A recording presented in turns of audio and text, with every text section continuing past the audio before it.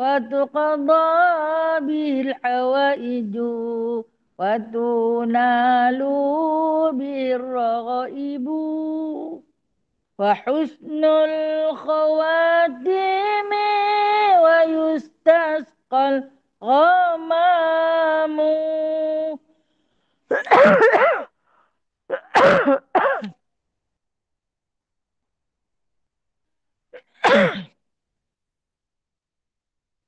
في كل لمحة ونفس بعدد كل معلوم لك برحمتك يا أرحم الراحمين. بسم الله الرحمن الرحيم. رب اشرح لي صدري ويسر لي أمري واحلل عقدة من لساني يفقهوا قولي. اللهم صل على سيدنا محمد وعلى آل سيدنا محمد. ربي يسر ولا تعسر، ربي تمم بخير يا كريم. سبحانك لا علم لنا إلا ما علمتنا إنك أنت العليم الحكيم. إنك أنت السميع العليم. إنك أنت التواب الرحيم.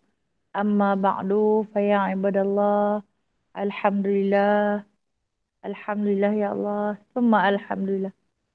Berbanyak-banyak kita rafakkan puji dan puja kepada Allah atas rahmatnya, nikmatnya, limpahan rezekinya yang tak pernah putus kepada kita. Allah turunkan hujannya.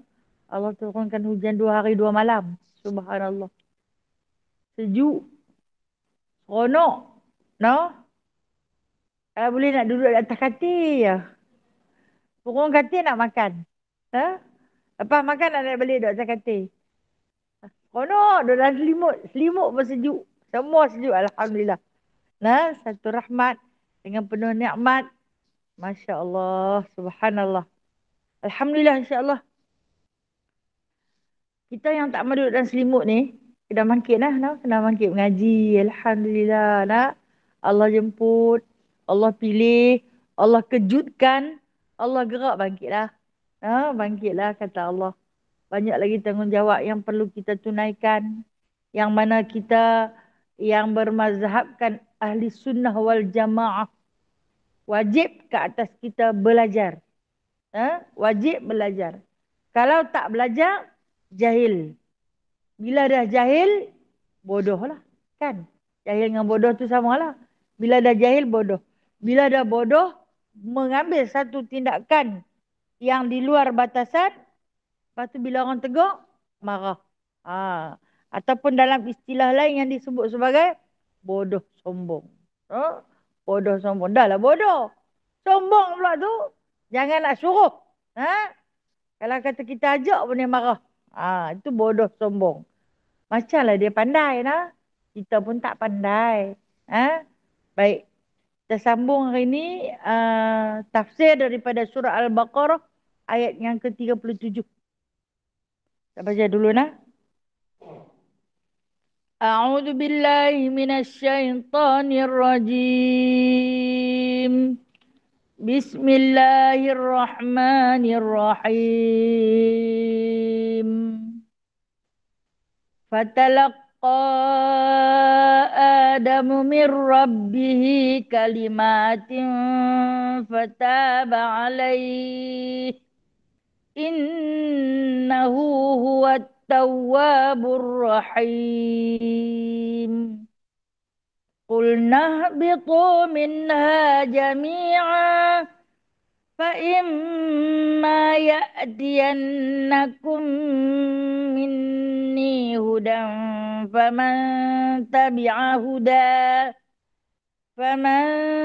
تبع هداي فلا خوف عليهم ولا هم يحزنون والذين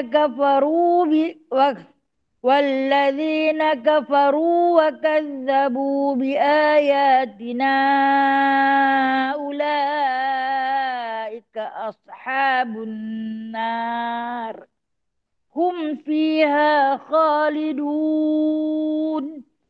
Ya Bani Israel اذكروا نعمتي التي أنعمت عليكم وأوفوا بعهدي أوف بعهدكم وإياي فارهبون وآمنوا بما أنزلت مصدقا لما معكم ولا تكونوا أول كافر به ولا تشتروا بآياتي ثمنا قليلا وإياي فاتقون صدق الله العظيم.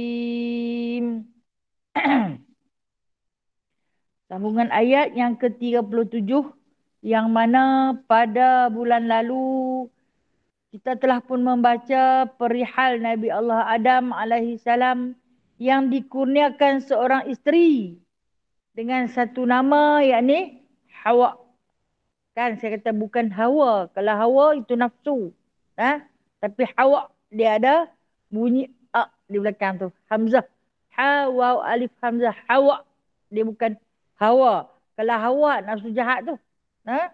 Jadi kena sebut bagi elok-elok lah. No? Dia ha pedah.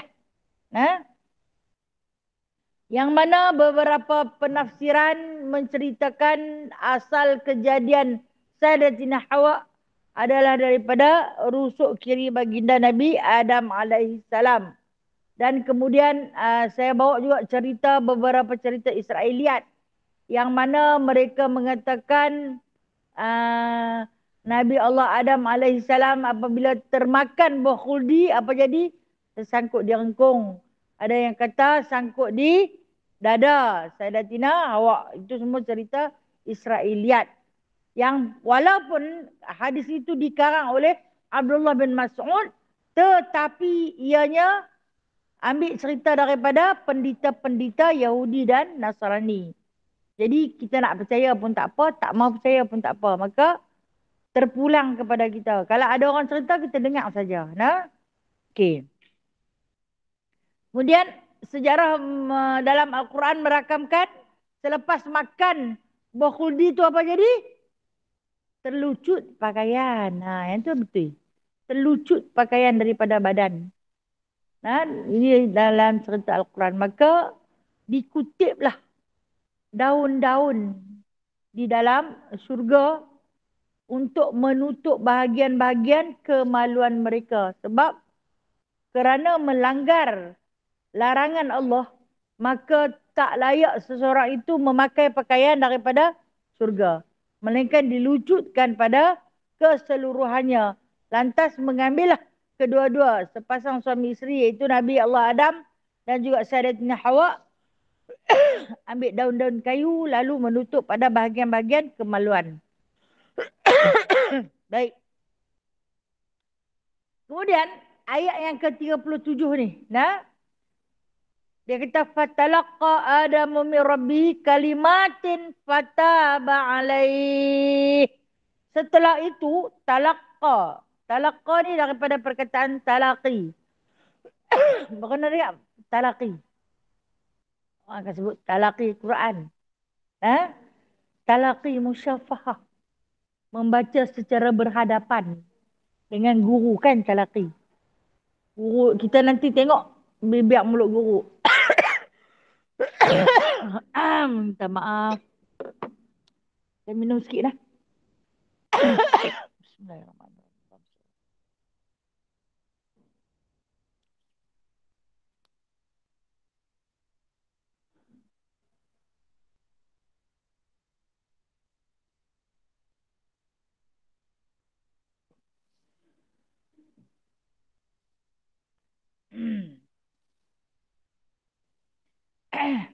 Baik, lepas dia melakukan kesalahan tersebut, kita cerita bulan sudah dengan sebab dia terlupa mendengar hasutan daripada iblis.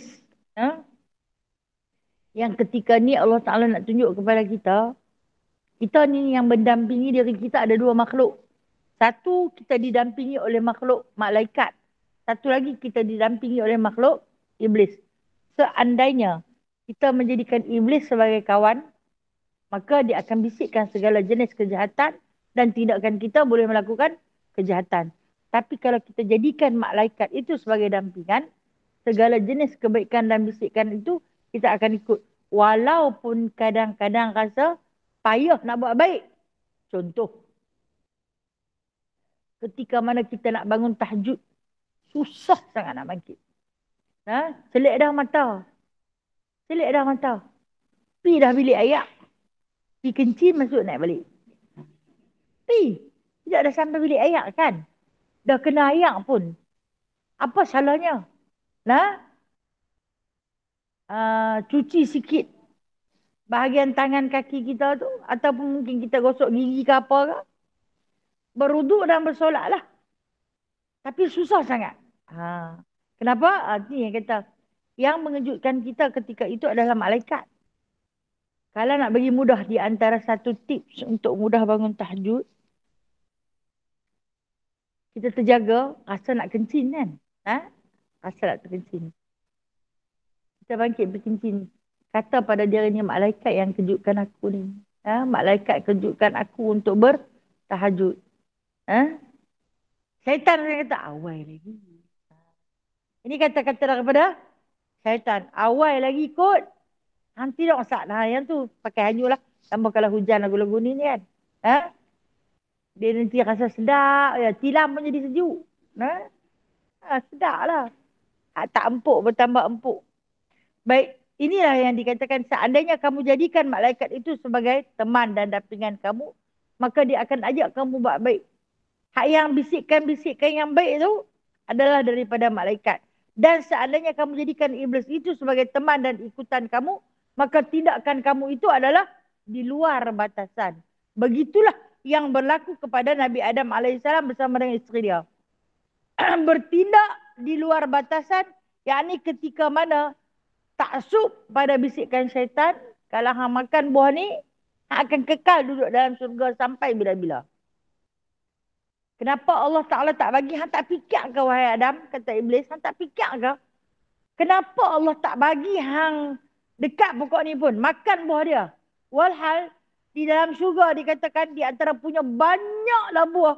Allah Ta'ala kata makanlah. Kulu wasrubu min rizqillah.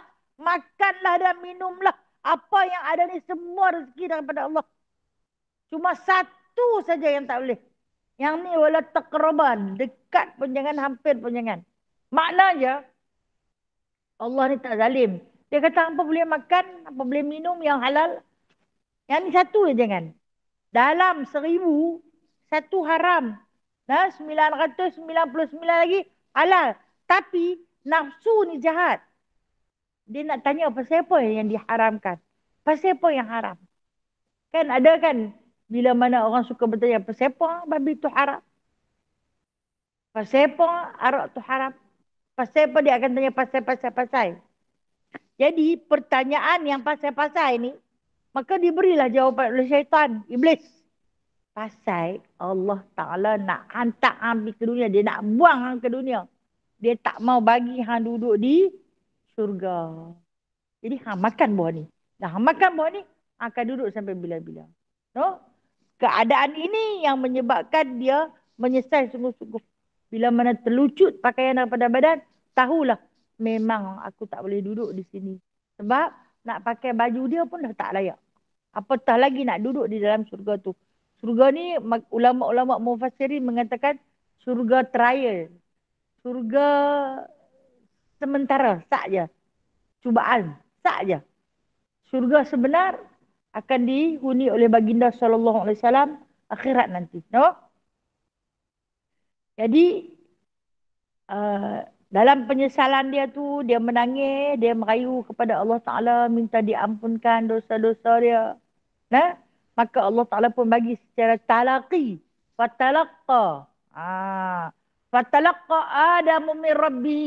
Dia pun menerimalah pemberian. Sebab tu saya kata, bila kita belajar, berguru, biar secara talaqi.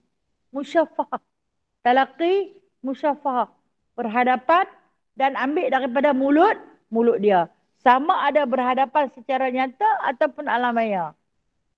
Kalau katalah kan kita dalam pandemik tu kita mengaji melalui Google Meet, kita mengaji melalui video call pula. Panggilan video kan? Jadi boleh tak? Boleh. Kerana kita secara talaqi musyafahah. Jumpa terus musyafahah ni bibir ke bibir. Jadi inilah yang diterima oleh Nabi Adam alaihissalam.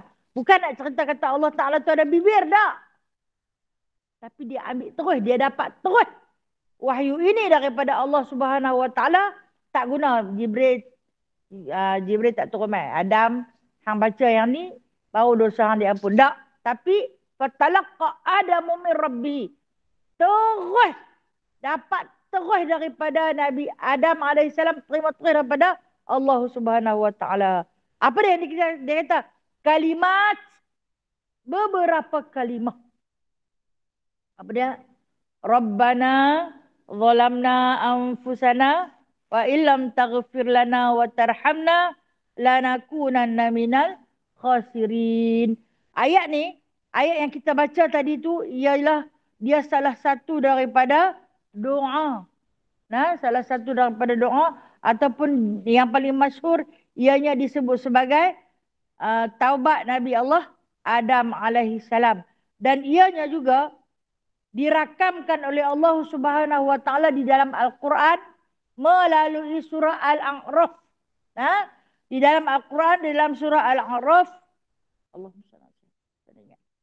ayat yang ke-23. Cuba cantik. Surah Al-A'raf ayat yang ke-23. Kau nak ambil secara, tadi saya bagi talaqi musyafahah. Yang ni nak ambil secara dalil naqli. Ini ada orang belajar. Bila dia nak ambil satu-satu ijazah, dia kena ada secara musyafahah dan secara dalil. Dalil ini bukti yang nyata. Bukti yang paling nyata, bukti yang paling sahih dalam Al-Quran. Allah Ta'ala merakamkan melalui kebijaksanaan Nabi Muhammad sallallahu alaihi wasallam. Sahabat tanya, "Fatalaqa Adamu min Rabbi kalimat." Katanya Adam tu terima daripada Allah Ta'ala beberapa kalimat. Kalimat apa? Kalimat apa? Sampai fataba alaih, sehingga dosa dia diampunkan. Kalimat apa? Lalu Nabi SAW membacalah surah Al-A'raf ayat 23 ni. Rabbana zalamna anfusana wa illam taghfir lana wa tarhamna lanakunanna minal khasirin. Jadikanlah zikir kita sebagai zikir istighfar. Sekurang-kurangnya bawa pagi dan petang. Ini dikatakan doa maksur. Doa maksur ni doa yang betul-betul mai dari Al-Quran. Mai betul-betul daripada Al-Hadis. Saya ceritakan di dalam beberapa majlis maulid baru ni, yang mana kalimat ni apabila Nabi Allah Adam membaca Rabbana zalamna anfusana wa illam taghfir lana wa tarhamna lanakunanna minal khasirin, ada sikit dia sambung di dalam hadis sahih mencatatkan. Dalam Al-Quran tak ada. Dalam hadis. Kita kalau kata nak beriman, kena pegang dua-dua ni. Al-Quran dan Al-Hadis. Maka kita bacalah dua-dua. Tapi untuk kita nak beramal, memadai dengan lanakunanna minal khasirin cukup. Cuma dia nak cerita sejarah Nabi Adam. Bila mana dia menggunakan perkataan istighfar ini, di hadapan Allah Subhanahu Wa Ta'ala, dia sambung lagi. Allahumma ghafirli. Allahumma inni as'aluka bihaqqi Muhammad sallallahu alaihi wasallam faghfirli dhunubi faghfir lana dhunubana. Allahumma, dia kata, ya Allah, ya Tuhanku, aku minta kepadamu, aku mohon kepadamu ya Allah, bihaqqi Muhammad sallallahu alaihi wasallam, dengan kebenaran Muhammad sallallahu alaihi wasallam, faghfir lana dzunubana, ampunilah segala dosa-dosa kami.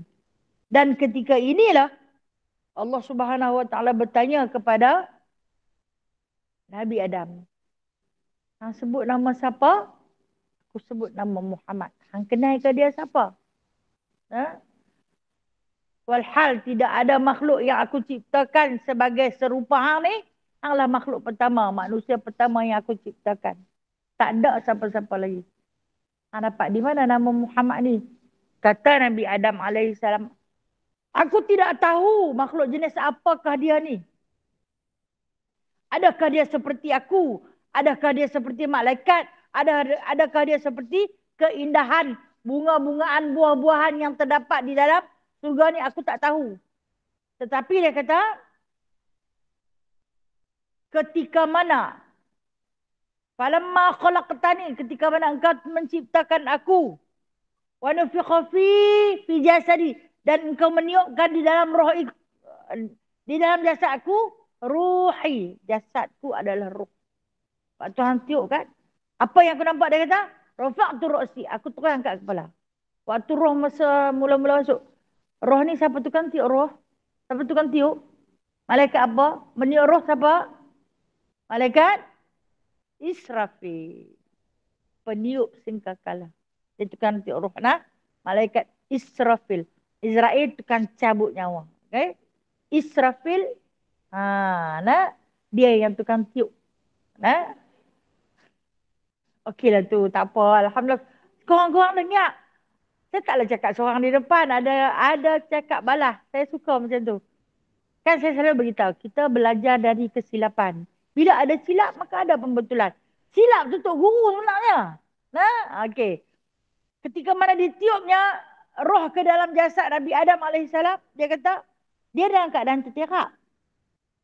Tu angkat kepala dia. Dan kulihat pada tiang arash. Arash Allah Ta'ala ni kita tak boleh nak bayang. Kita cuma dia di antara perkara sam'iyat yang kita wajib beriman. Wajib percaya ada. Macam mana arash tu? Wallah. Apa yang boleh Nabi terangkan bila mana orang-orang kafir tanya kepada Nabi, arash ni apa benda? Nabi kata arash ini adalah satu kerajaan Allah yang maha besar. Macam mana tak tahu. Tapi ada tiang. Ada malaikat yang menanggung tiang-tiang tu. Berapa banyak tiang dia? Wallahualam. Kata baginda Nabi Adam alaihissalam, kulihat pada tiang aras itu tertera nama Allahu, sebelah dia ada nama Muhammad. Dan ku tahulah pada setiap tiang aras itu ada nama Allah, ada nama Muhammad. Ada nama Allah, ada nama Muhammad. Lantas dia ambil kesimpulan Nabi Adam ni. Dia ni bukan calang-calang makhluk. Nak kata malaikat mungkin dia lebih tinggi daripada malaikat. Dia bukan calang-calang makhluk yang namanya boleh duduk bersanding dengan nama Allah Subhanahu Wa Taala. Walhal makhluk pertama yang Nabi Adam kenal adalah Israfil. Kemudian Jibril terus mendampingi dia. Tak ada apa nama Jibril, tak ada apa nama Israfil. Kan? Nama dia lagi tak ada lah. Sebab dia baru mai. Tetapi nama Muhammad dah ada. Aku tak tahu makhluk apakah dia. Dia tak tahu. Tapi dia kata apabila adanya nama dia di sisi namamu, bermakna dia kekasihmu. Aku bertawassul.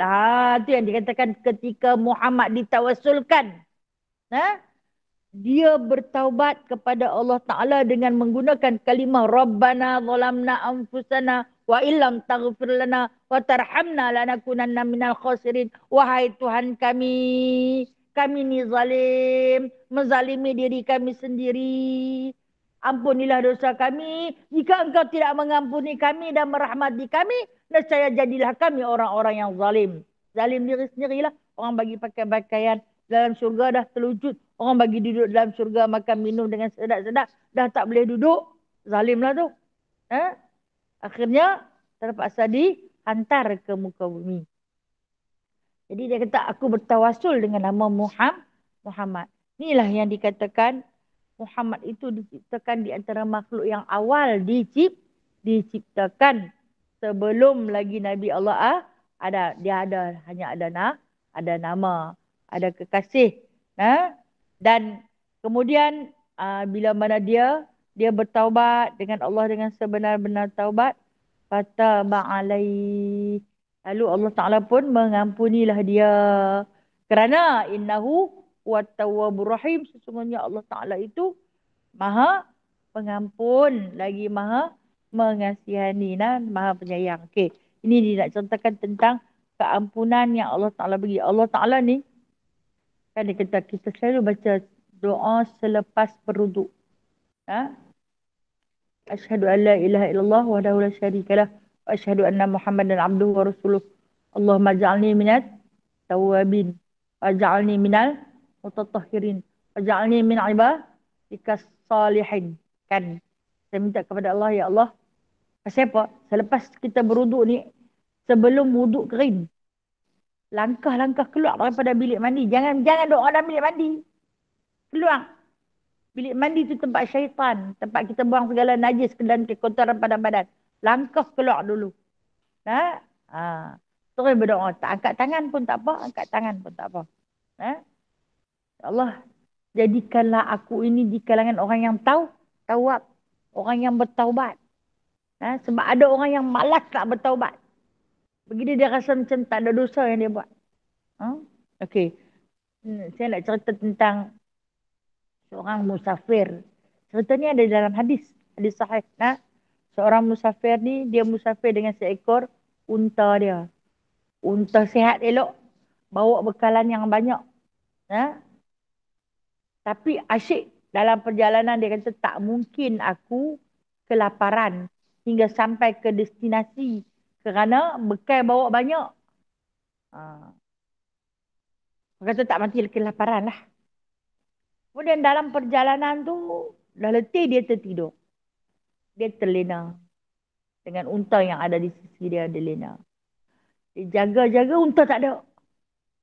Dia unta tu lah dia ikat segala barang makanan dia. Dia jaga-jaga, unta tidak ada. Dia cari unta dia.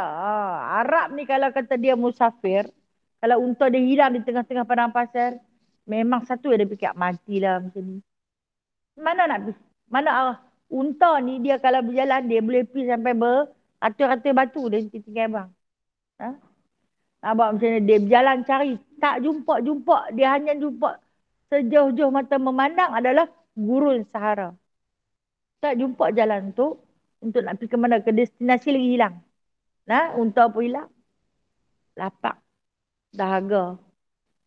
Waktu dia keluar tadi, kan dia kata, macam ni punya bekal, tak mungkin aku kelaparan. Sebab apa? Tidak ada rasa tawakal pada Allah. Walhal kita nak keluar, bismillahirrahmanirrahim, Allah. Walaupun minyak kereta hang penuh, walaupun duit hang cukup, walaupun bekal hang penuh, tapi kena ada tawakal pada Allah. Dan ketika mana terlintas di hati dia, cukup makanan banyak lagu ni, takkan mati kebeluran. Jangan cakap. Kita kadang-kadang terlepas kata-kata ni. Kufur nak. Ini lafaz kufur. Kerana kita bergantung pada makanan yang kita bawa. Bukan bergantung pada Allah. Jadi bila Allah Ta'ala hilangkan unta dia tu, hilang segala-gala. Ayak pun tak ada, makan pun tak ada. Arah tuju pun tak ada. Tak tahu nak pergi ke mana. Ketika inilah dia menangis. Fikir apa balik salah aku. Ini yang dikatakan. Kita ni boleh bertawassul dengan pahala kita. Pahala apa yang pernah kita buat. Walaupun kita pernah tolong seekor semut daripada lemah dalam air. Waktu kita susah, kita boleh fikir. Aku ni bukanlah jahat sangat. Ada benda juga yang aku buat. Ya Allah. Dengan sebab pahala sekian-sekian. Kalau ada pahala lah waktu aku tolong semut yang nak lemah dalam air tu. Hang cabutlah duri dalam dagingku ini. Di antara pahala yang boleh kita minta pada Allah.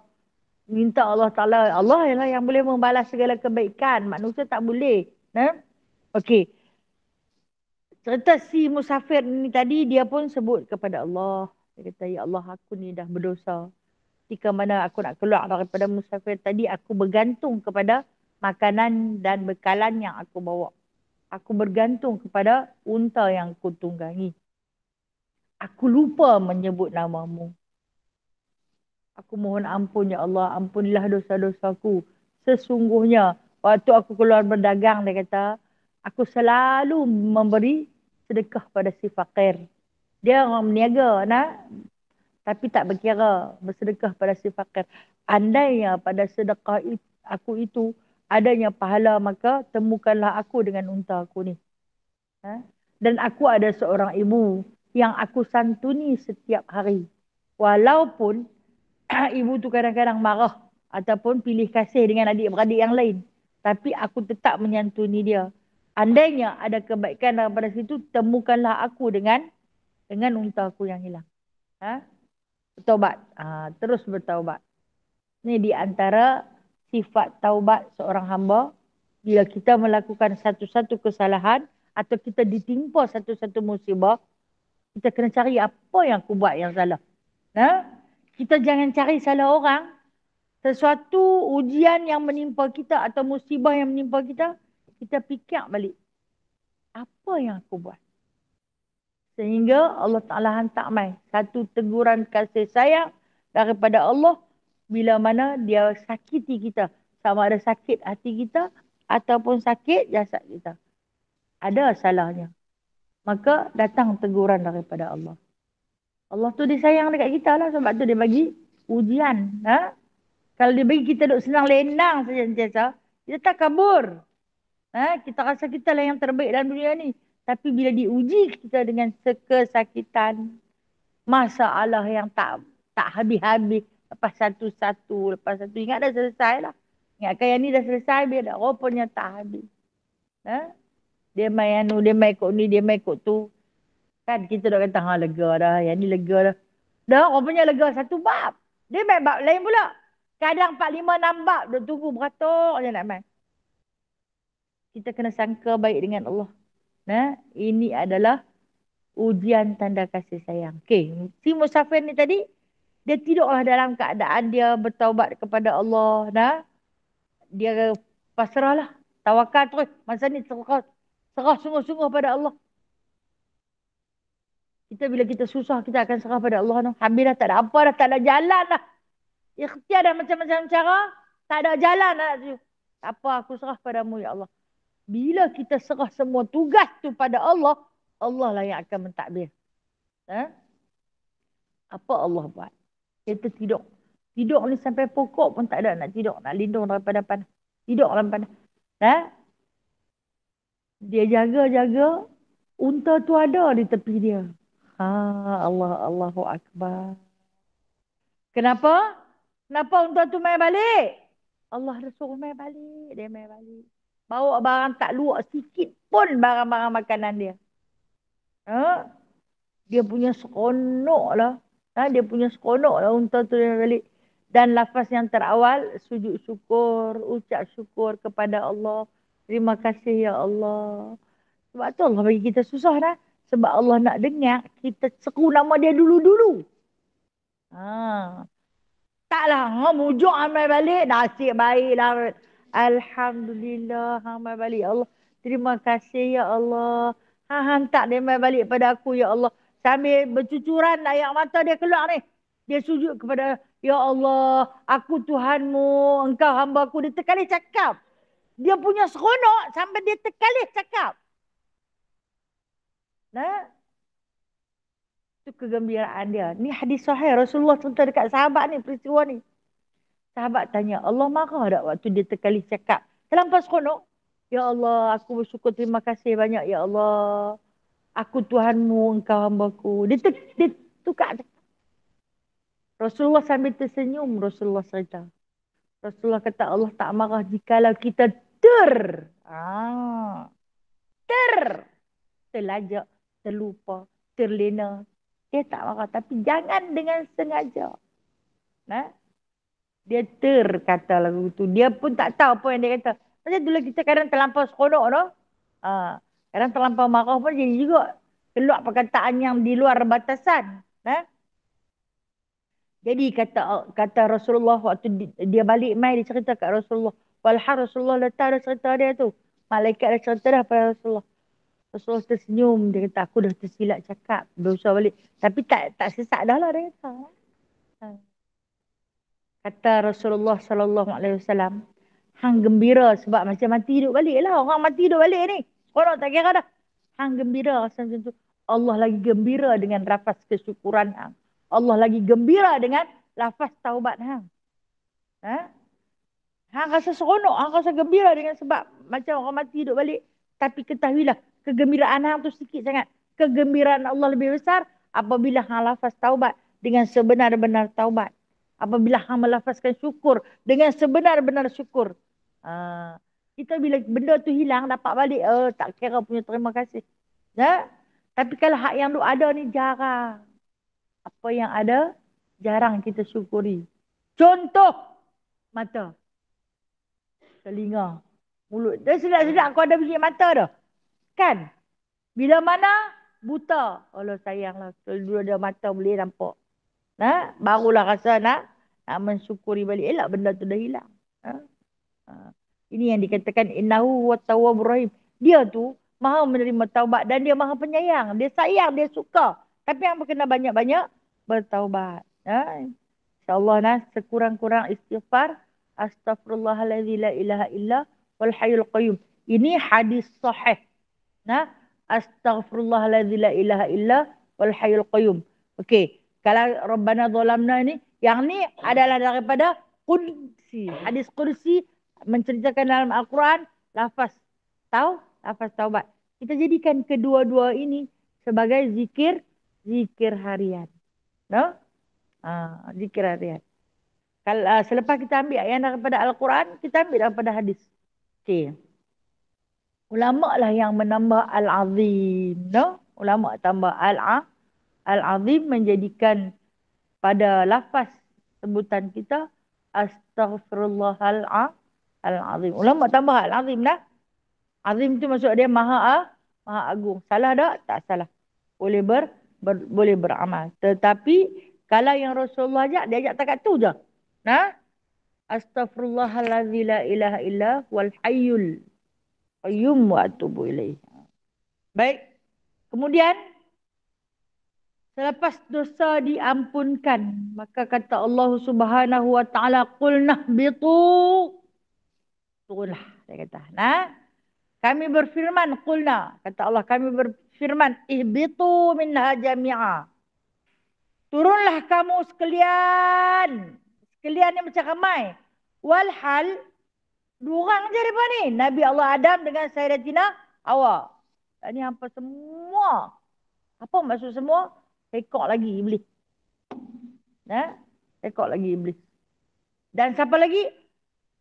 Segala zuriat Nabi Adam AS. Bermakna semua sekali turun. Siapa zuriat Nabi Allah Adam? Kita lah. Sayang tu tidak kita duduk dalam surga tu. Yang kata ini lafaz orang Nasrani. Kalau Adam tak makan buah tu, kita semua duduk dalam surga. Ini lafaz orang Nasrani. Memang Allah Ta'ala pun berhajat kan awal-awal. Dia kata, ini ja'ilun fil ardi khalifah kan. Awal-awal dia abang, aku nak buat di muka bumi itu seorang khalifah. Dia memang nak hantar pun. Dia bagi duduk sat dalam surga.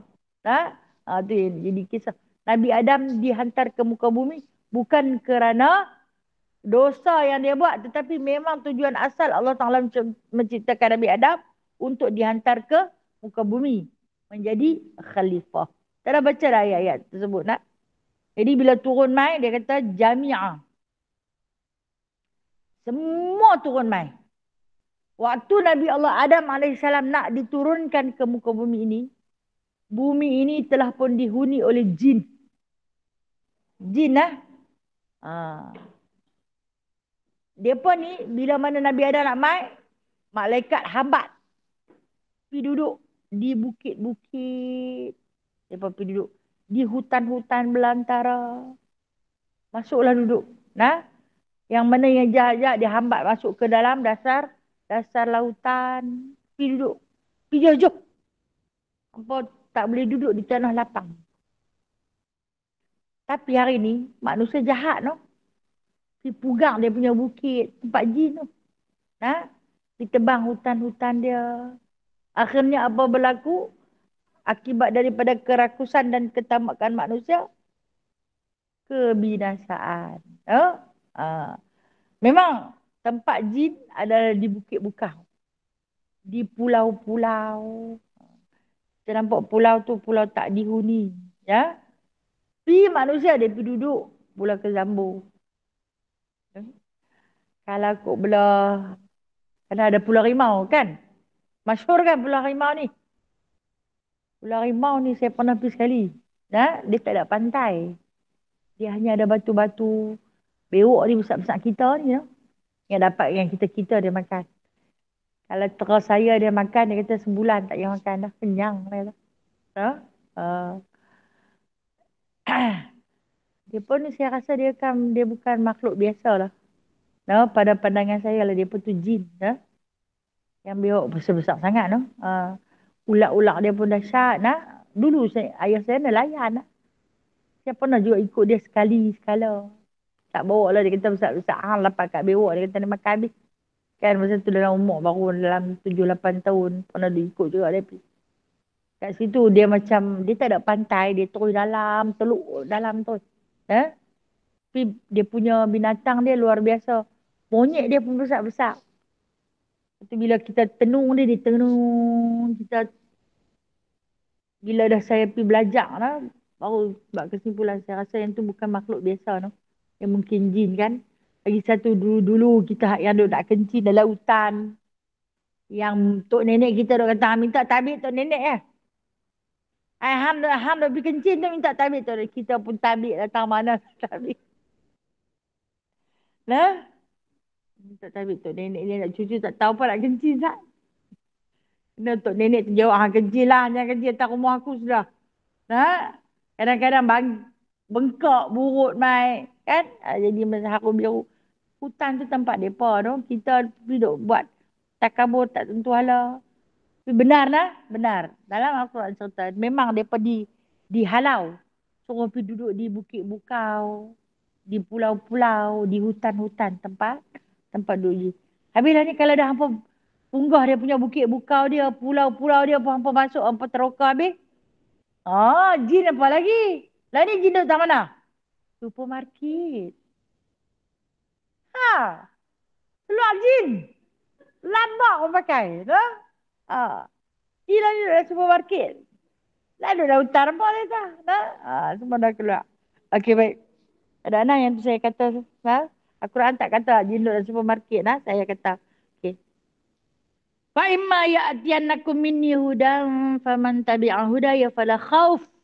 Kata Allah Subhanahu wa taala. Kemudian jika ada datang kepada kamu hudan minni hudan. Satu petunjuk daripada aku. Bila mana hampa dah duduk ke muka bumi ni, aku akan hantar petunjuk. Mana dia Allah Ta'ala tak akan biarkan kita ini hidup di muka bumi ini dalam keadaan tidak ada bimbingan. Melainkan dia akan bagi hudan. Setiap diutuskan makhluk, maka diutuskan Rasul. Setiap diutuskan makhluk manusia yang ramai, maka diutuskan seorang Rasul. Untuk memimpin manusia. Allah Ta'ala tak akan pernah membiarkan manusia itu hidup dalam kesesatan. Sampailah kita, walaupun Rasulullah dah tinggal kita lama, lebih kurang 1,500 tahun yang lalu. Adakah kita sesat? Selagi kita berpegang dengan hudan. Petunjuk daripada Allah. Apa dia petunjuk daripada Allah? Ni yang ada di depan kita. Al-Quran dan As-Sunnah. Selagi kita berpegang dengan Al-Quran dan As-Sunnah, itulah petunjuk. Jadi dia kata, dah aku hantar hampa mai ke muka bumi ni, hampa ikut saja. Ikut buku panduan yang aku bagi. Aku tak kirim hampa macam tu saja. Zaman Nabi Allah Musa didatangkan Taurat. Zaman Nabi Allah Isa didatangkan Injil. Zaman Nabi Allah Daud didatangkan Zabur. Ada saja. Dan begitu juga Nabi-Nabi yang terdahulu. Ada kitab-kitab yang disebutkan sebagai suhuf. Dia berdapat suhuf. Ada. Allah Ta'ala tak biarkan, dia kata. Faman tabi'a huda. Siapa yang ikut petunjuk ni, fala khauf. Dia tak takut lah. Tidaklah mereka itu dalam keadaan yang takut, ketakutan. Walahum yahzanun. Mereka itu tidak akan berduka cita. Orang macam ni tak takut dah, tak bimbang dah. Sebab apa? Sebab dia ikut jalan yang lurus. Kalau yang nak takut ni orang yang ikut jalan yang dilarang oleh Allah. Okay, kalau kita tengok dah, kita naik kereta, lesen mampu.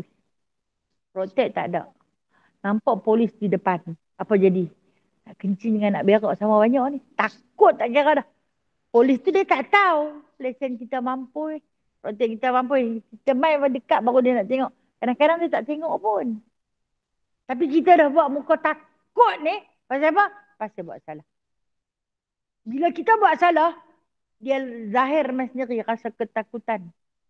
Tapi kalau kita tak buat salah, tak kisah. Kau ada cukup semua, cukup lengkap. Ni maksud Allah Ta'ala. Kalau hampa ikut buku panduan yang aku bagi, kalau hampa ikut petunjuk yang aku bagi, hampa tak takut dah. Kalau kata dimatikan, nak lari ke? Tak lari lah. Seandainya takdir mematikan aku, maka aku terimalah. Pasal apa? InsyaAllah lah. Rasa-rasanya aku tak bermusuh dengan siapa-siapa. Rasa-rasanya aku tak berhutang dengan siapa-siapa. Ya? Rasa-rasanya aku tak pernah memfitnahkan siapa-siapa. Jadi tak takutlah. Itu yang maksud Allah sini. Fala khawfun alaihim. Hampa taklah rasa takut sangat. Tapi kalau hidup dia, dia suka fitnah orang. Dia suka buka aib orang. Beribah. Ribah dia mengumpat keji orang lain. Tengok barang orang tak boleh tengok orang punya. Semua dia berkenan. Kalau orang punya tu, dia mau. Ada juga hobi jenis manusia yang berkenan pada barang orang. Walhal dia pun ada. Tapi dia lagi suka barang orang. Orang macam ni, bila dengar perkhabaran adanya kematian satu-satu, dia rasa takut. Janganlah mati lagi ni. Janganlah mati lagi. Awak anda cukup ke amalan? Cukup kan? Tak cukup lagi. Okay. Macam kita. Okay. Tak baik sangat. Tidak. Kau ada semua baik. Siapa nak masuk syurga? Siapa nak masuk syurga? Saya nak tanya ikhlas. Angkat tangan lah. Siapa nak masuk syurga? Saya nak masuk juga. Okey. Satu. Siapa yang ada dosa? Angkat tangan. Saya angkat. Okay. Terima kasih. Jujur. Siapa yang tak ada dosa? Siapa? Okey. Baik. Terima kasih. Jujur. Nak masuk syurga. Dosa banyak. Banyak kan? Mengaku kan? Allahu Akbar. Syurga nak masuk juga. Dosa pun banyak juga. Takut tak? Awak tak takut. Takut ya Allah. Macam mana Allah Ta'ala kata sini? Fala khawfu. Hampa janganlah takut. Hampa tak buat salah. Buat. Ya Allah kami buat salah. Alhamdulillah. Orang yang selalu rasa diri dia salah, dia akan ada sifat tawaduk dalam diri dia. Sentiasa merendah diri. Ya, aku tak bagaimanapun. Aku kenal diri aku siapa. Perbuatan aku macam mana. Cuma hanya ada lafaz taubat. Menyesali di atas dosa-dosa yang lalu. Ini yang dikatakan. Tidak ada rasa duka cita bila balik kepada Allah nanti. Balik pun tak apa. Tak banyak cerita dah. Walaupun dosa kita banyak, kita istighfar. Kita selangi dengan memohon keampunan kepada Allah Ta'ala. Kalau cerita nak masuk syurga memang nak masuk. Tapi cerita pasal dosa, banyaknya dosa. Layak ke? No? Tak layak. Itulah Imam Syafi'i kata. Tuhanku, aku tidak layak untuk syurgamu. Tetapi aku tidak sanggup menanggung siksa nerakamu. Oleh itu kurniakanlah ampunan kepadaku, ampunkanlah dosaku. Sesungguhnya Engkaulah pengampun dosa-dosa besar. Itu dalam bahasa Melayunya kan. Arabnya ilas tulil firdau di ahlan wala aqwa ala naril jahim. Dapat kat puak Wahabi kalimah ni dia kata syirik. Jahatnya hampa. Dia kata Imam Syafi'i itu syirik. Pula dah. Dia kata kalimah ni kalimah syirik. Seorang imam yang menjadi ikutan boleh dikatakan sebahagian daripada umat Islam di muka bumi ini ikut bermazhabkan Imam Syafi'i.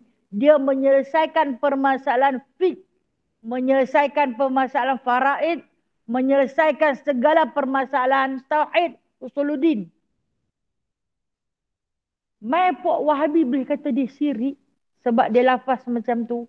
Dia mengaku pada Allah, aku ni banyak dosa ya Allah. Kalau dia mengaku dia banyak dosa, apatah kita yang tak buat apa-apa ni? Kita pernah karang kita tak?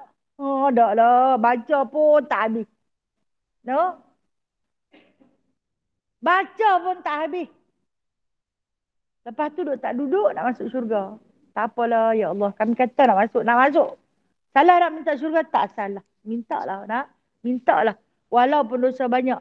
Tapi Imam Syafi'i kata, aku tak layak ya Allah. Aku tak layak. Tapi aku tak tahan masuk neraka. Jadi ini lafaz yang dia sebut bila dia kata macam tu. Orang-orang Wahabi kata ni lafaz syirik.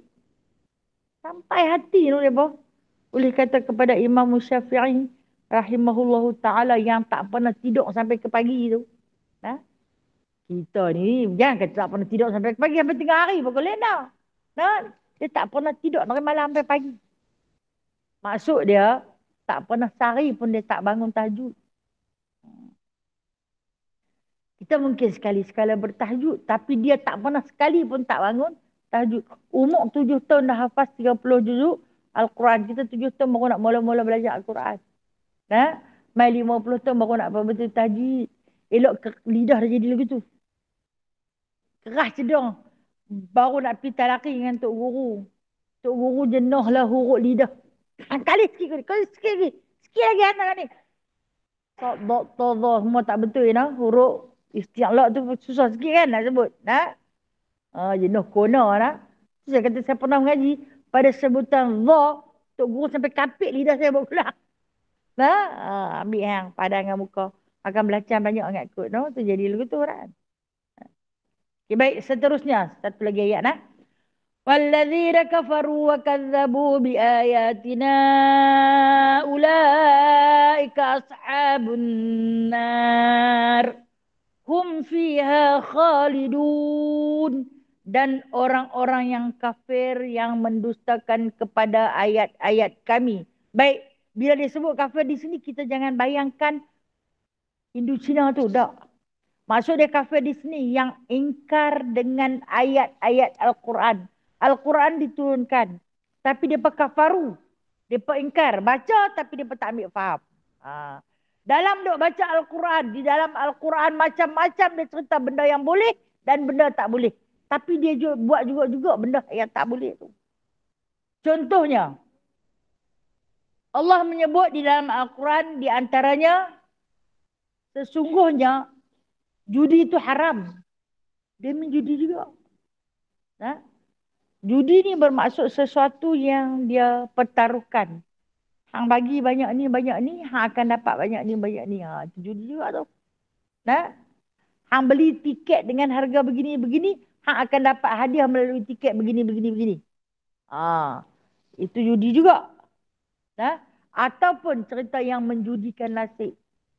Telet nasib. Itu pun judi juga. Syirik ni. Di antara benda-benda syirik. Dalam masa yang sama, Allah Ta'ala juga menceritakan kepada dua makhluk binatang yang Allah Ta'ala jadikan anjing dan babi itu haram dipegang pada jasadnya adanya najis mughaladhah. Dia belanjing. Ramai budak-budak perempuan yang kita tengok masukkan dalam media-media sosial. Dukung anjing tu jilat dia. Dia bela. Tak salah duk kata situ lah. Sampai berpuluh-puluh ekor dia belanjing. Banyak lagi binatang yang hang boleh bela yang tak najis mughaladhah. Saya nak tanya, biawak tu najis mughaladhah tak? Biawak. Bewak. Buaya. Dia tak najis kan? Hang bela buaya dalam rumah. Tak boleh lah tak gigit. Tapi tak apa, sekurang-kurangnya dia bukan mughaladhah seperti anjing. Bukan maksud Allah Ta'ala suruh kita membenci anjing. Tak. Pada jasad dia itu Allah Ta'ala letakkan najis mughaladhah. Maka dia bukanlah binatang peliharaan macam kita bela kucing tu. Kan? Ha? Jadi janganlah bela dia. Tapi boleh bagi makan. Boleh bagi makan. Boleh bagi minum. Ha? Bagi makan dan minum. Tapi jangan ambil bela dalam rumah ataupun di perkarangan rumah. Kecuali kalau kita nak suruh dia jaga kereta. Kereta terlampau banyak sangat. Ha?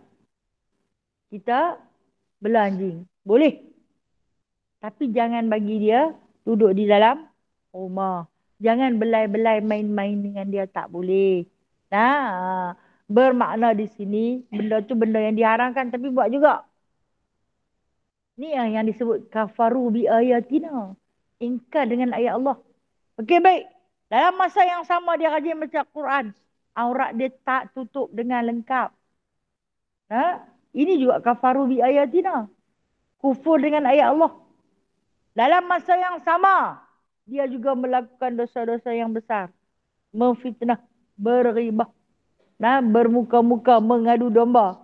Ini juga disebut sebagai kafaru bi ayatina.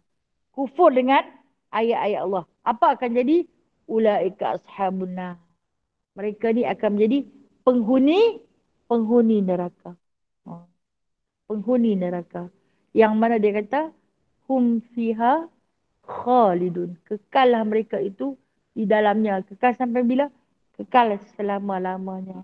Orang yang ingkar dengan ayat Allah, apa yang disebut di dalam Al-Quran, dia tak mau ikut, dia tolak, tapi baca. Tapi tak kerti apa, saja buat-buat tak tahu. Tak boleh, mencuri itu haram. Dia pun tak haram. Dalam masa sama dia curi juga. Ni kafaru bi ayatina. Memfitnah tu haram. Dalam masa yang sama dia fitnah. Itu juga kafaru bi ayatina.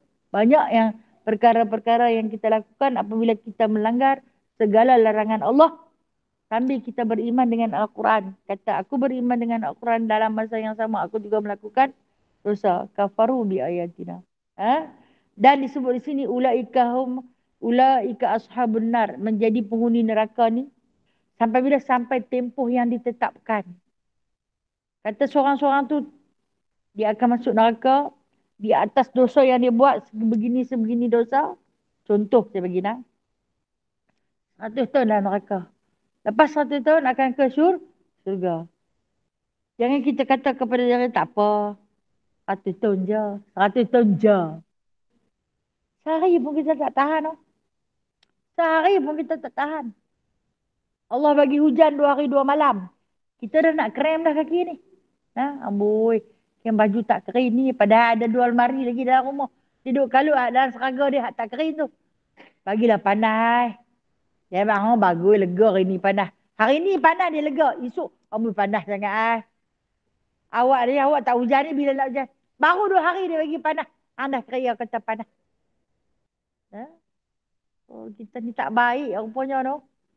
Tak pandai mensyukuri nikmat Allah. Allah ajak kita mensyukuri nikmat dia. Kita cari hak tak ada tu untuk kita syukuri. Hak ada tu dia tak mau. Kita tengok panggil budak-budak. Panggil budak-budak. Dalam rumah ni ada segala jenis mainan. Kira boleh kata tiap-tiap keluar. Keluar pergi pasal malam ke. Keluar pergi pasal siang ke. Pergi supermarket ke. Pergi mana-mana pun lah. Ada je mainan dia beli balik main. Ada. Tapi dia pergi di rumah orang. Dia duduk berkenan kat kereta kawan tu halus tu. Padahal di rumah dia jangan kata kereta traktor apa ada. Tapi dia duduk berkenan juga dia mau juga tu. Kita ni hebat tu Sona dia punya. Kita punya ada. Kita punya abang ada. Kita punya ada. Tak apa dia mau. Dia mau juga orang. Itu sifat manusia dah. Dia akan berkeinginan apa yang bukan milik dia. Hak yang dia punya tu, dia lupa mensyukuri apa yang dia miliki. Padahal dia balik main dia pun tak termain. Dia nak main bila? Kalau orang main rumah dia. Orang main rumah dia baru keluar. Macam dia nak ajak main. Tapi semua dia kawal ke dia. Itulah kita. Bukan nak marahkan pula tu, nak abang kata kita punya perangai macam tu lah. Tengok tu, kata mak dia. Perangai tu tak elok. Padahal dia kan main pun. Betul dia tak main. Tapi bila dia tengok orang main, dandan dia nak kawan. Perangai kita macam tu. Ha, ya Allah. Buruk tak? Buruk berubah. Sama lah dengan saya. Pesanan untuk diri saya sendiri. Nah, hak yang ada, hak yang tak ada di atas pokok kita tak makan jatuh bubuk-bubuk atas tanah. Tak makan. Tapi bila orang nak main ambil bang sikit punya kata ke orang tu tengok tu main ambil kan tak minta apa biarkan, biarlah jadi baja. Nah, buah tu sampai busuk di atas pokok. Tak ambil. Ish. Itulah kita. Ah, nah. Hanya kita yang boleh mengenali diri kita. Bila kita kenal diri kita, kita kenal Allah. Nah, begini Allah Ta'ala ciptakan aku. Mintalah ampun kepada Allah di atas segala perbuatan kita. Jadi wallahualam kita berhenti pada ayat yang ke-39. Ada rezeki insyaAllah. Bulan depan kita akan sambung ayat yang ke-40. InsyaAllah nah. Jadi wallahualam. Ada soalan dah nak tanya?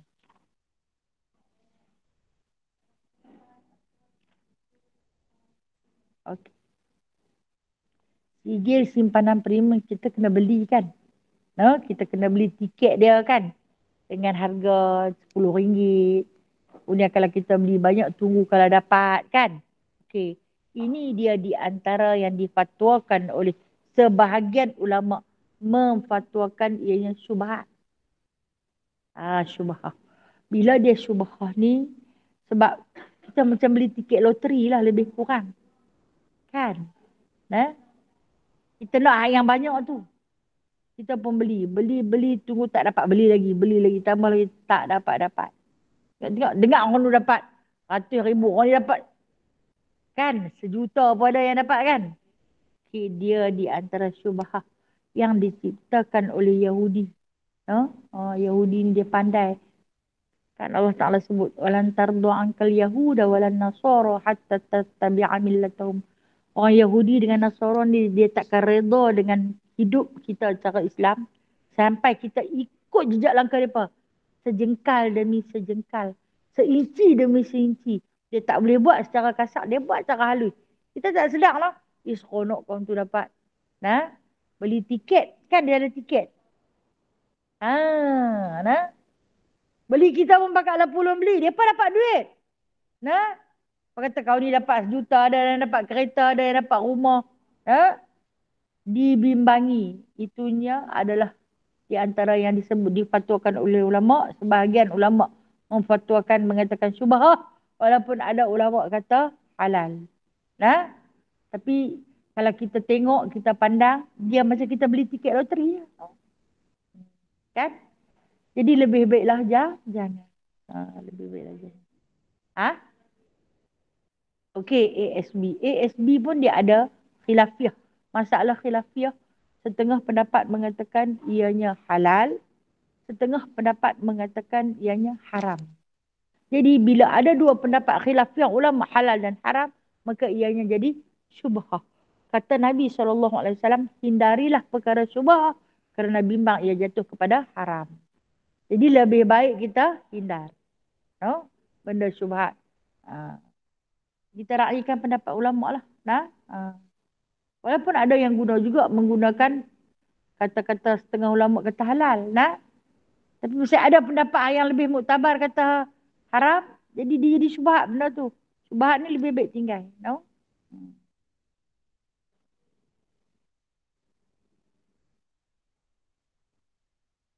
Ada soalan lain? Ya. Okey.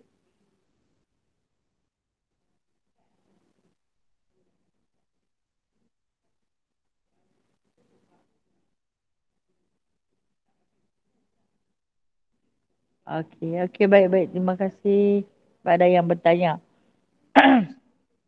Boleh tak baca Al-Quran tanpa tutup aurat? Baik. Al-Quran kalamullah. Kalau kita nak baca surat cinta daripada Allah, bacalah Al-Quran. Okey? Allah berkata-kata dengan kita. Kita bila nak menghadap Al-Quran, tidak ada hukum yang dikeluarkan mewajibkan suruh tutup aurat. Tak ada. Tak ada. Boleh tak kita tak tutup aurat? Boleh baca Al-Quran dalam keadaan tak tutup aurat. Tapi jangan telanjang. Maknanya tak pakai tudung pun boleh baca Quran. Boleh. Tetapi kita beradab. Beradab dengan ilmu. Kita kata punca segala ilmu ialah Al-Quran. Apabila kita beradab dengan ilmu, maka ilmu tu mudah diserap masuk ke dalam hati kita. Bila ilmu tu masuk dalam hati kita, mudahlah untuk kita beramal dengannya. Jadi hukum membaca Al-Quran dalam keadaan membuka aurat, boleh. Dibolehkan. Cuma kita dianggap sebagai kurang adab saja. Kalau orang mai, kita kalut cari tudung kan, nak pakai kan. Tapi bila mana mengadap dengan kalamullah, kalam tertinggi. Macam mana kita beradab dengan orang, maka kita lebih baik kita kena beradab dengan Allah Subhanahu Wa Taala. Jadi hukumnya harus. Boleh. Boleh tak pakai tudung. Kalau kata kita macam kadang-kadang anak duk baca kita pergi jenguk tu, tak apa. Boleh nak? Boleh. Tapi saya, tok guru saya dia tegas. Dia ni duduk baca, kita main tepi-tepi. Pi, dia tapi yang tak pakai tudung. Kita, bukan ada siapa nampak kan, kita main jenguk. Pi dia tolak, pi yang tak pakai tudung. Kita nak main jenguk. Bila dia tafsir tentang, saya ingat lagi, waktu tu saya umur 14 tahun, dia baca surah Yusuf. Saya memang paling suka surah Yusuf. Jadi kita ni nak main jenguk. Waktu dia mentafsirkan surah Yusuf. Hanya duduk tanah yang pi. Dalam bilik tu, dalam pondok. Hampir pi yang tak pakai tudung. Saya tanya dekat dia, pasal apa? Pasal apa nak kena pakai tudung? Al-Quran tak ada kata, hadis tak ada kata. Wajib menutup aurat ketika baca Al-Quran. Tak ada. Tapi dia kata, beradablah. Sebab daripada adab lahirnya ilmu. Kalau nak cerita ilmu, syaitan ni, iblis ni dia paling tinggi ilmu dia. Tapi oleh kerana tak beradab, dia dihumban menjadi penghuni neraka. Jadi insyaAllah boleh hukum dia membaca Al-Quran tanpa pakai tudung ataupun tanpa tutup aurat. Tapi beradab dengan kalamullah. Terima kasih kepada yang bertanya. Ya, silakan insyaAllah.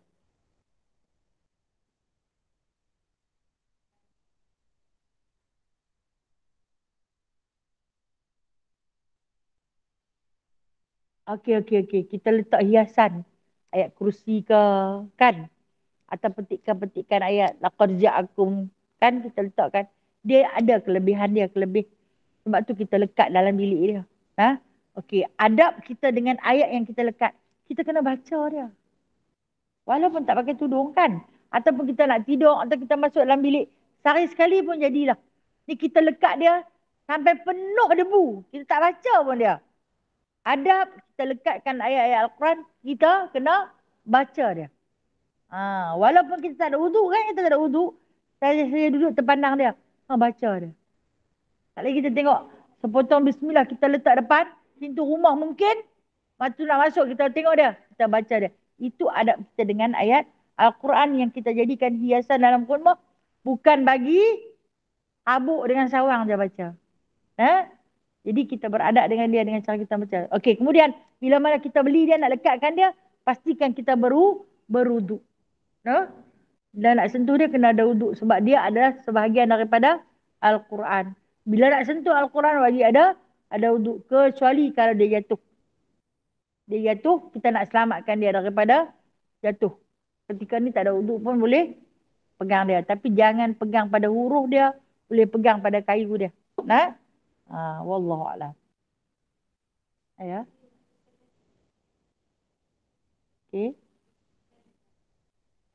Okey. Melepaskan pakaian kita dari badan, okey?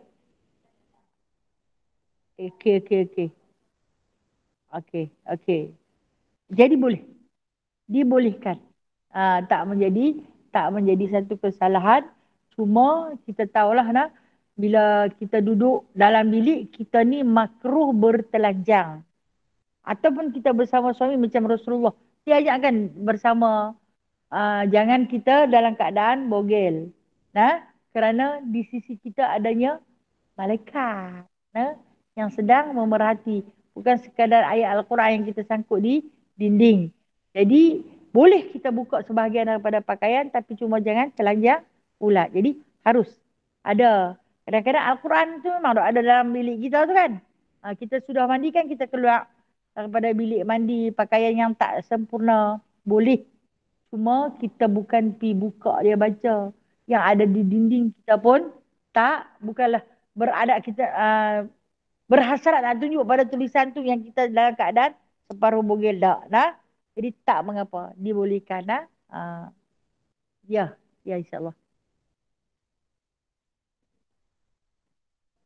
Apa dia? Ya, ya, okey, okey. Okey, okey. Okey, baik, baik, baik, baik. Terima kasih, baik. Hukum dividen ASB, nah. Dia ada dua. Wakaf ni dia ada dua. Satu dinamakan wakaf halal. Satu dinamakan wakaf haram. Wakaf halal ni milik kita yang halal. Duit kita.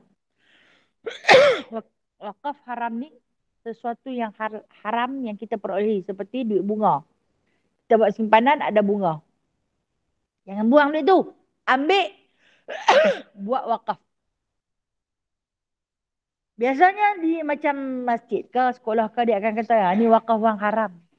Dia buat jalan. Dia buat kaki lima luar.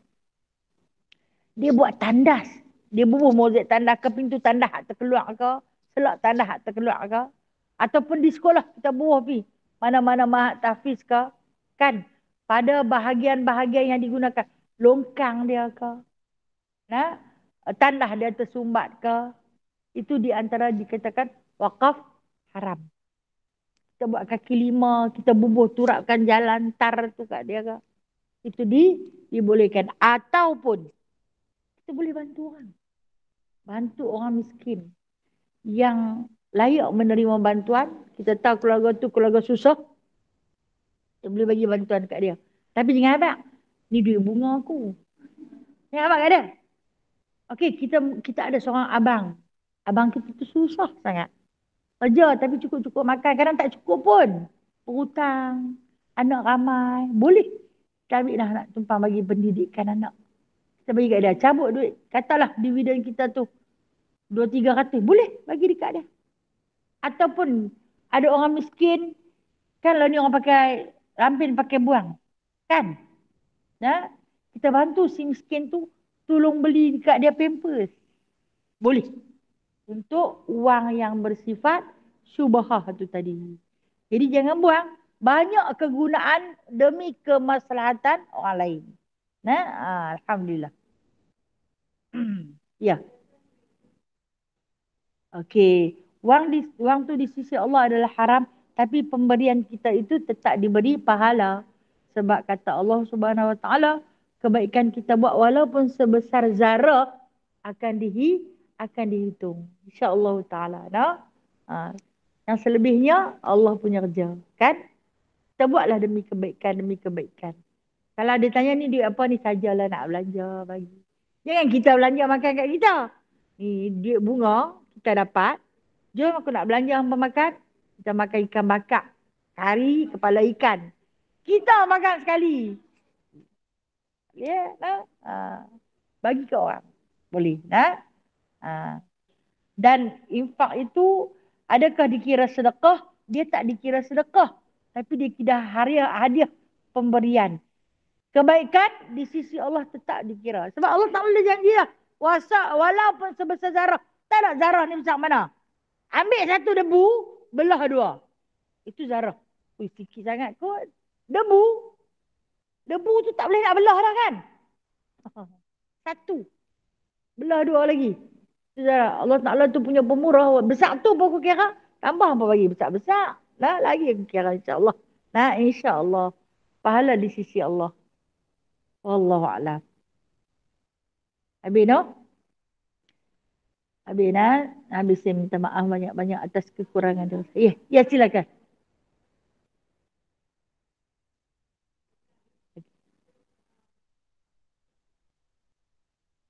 kita masuk RSB Islami. Lepas tu dia bubuh dia turun dalam. Itulah kerja orang bank. Dah. Itulah kerja mereka. Kan? Kalau kita buat tabung haji, dia insyaAllah dia potong zakat.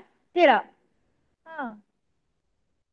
Mereka kok mana pun mereka nak. Tu saya kata saya sebut tadi. Orang yang sifat orang Yahudi. Bank ni sebenarnya dicipta oleh Yahudi tau. Bank satu dunia ni dicipta oleh Yahudi. Dia nak buat juga-juga bagi kita terpalit sikit pun. No? Bila dia masuk dalam tu, ada dividen dia. Kita kira duit pokok je. Hak pokok tu je kita punya. Hak ranti-ranti tu, kena kira. Benda ni nak jadi darah daging tu, kena kira. Sebab tu kita kena tahu duit kita banyak mana, no? Hak yang selebihnya tu bukan hak kita. Mari daripada perniagaan mana. Sebab kita nak jaga agar kita tak terjebak dalam benda-benda yang haram. InsyaAllah. InsyaAllah ta'ala. InsyaAllah. InsyaAllah. Dia siap dengan zakat dah kan. Alhamdulillah. InsyaAllah. InsyaAllah. Mudah-mudahan. Amin. A'udzubillahi minasyaitonirrajim. Bismillahirrahmanirrahim. Alhamdulillahirabbil alamin hamdan katsira hamdan yuwaffi ni'amahu wa yukafi'u mazidah. Ya Rabbana lakal hamdu kama yanbaghi li jalali wajhikal karim wa 'azimi sultanik. Allahumma zidna 'ilman nafi'a wa fahman wasi'a wa rizqan halalan tayyiba wa 'amalan mutaqabbala wa taubatan nasuha wa tijaratan lan tabur. Ya musabbibal asbab, ya fatihal abwab, ya sami'al aswat, ya qadiyal hajat, ya mujibad da'awat, ij'alna minan najihin, fansurna fa innaka khairun nasirin, waftah lana fa innaka khairul fatihin, waghfir lana fa innaka khairul ghafirin, warhamna fa innaka khairul rahimin, warzuqna fa innaka khairul raziqin, wahdina wa najjina minal qawmi zalimin. Wa sallallahu ala sayyidina Muhammadin, alhamdulillahi rabbil alamin. Taqabbalallahu minkum. Taqabbal ya karim. Makasih semua. Assalamualaikum warahmatullahi wabarakatuh. Salam.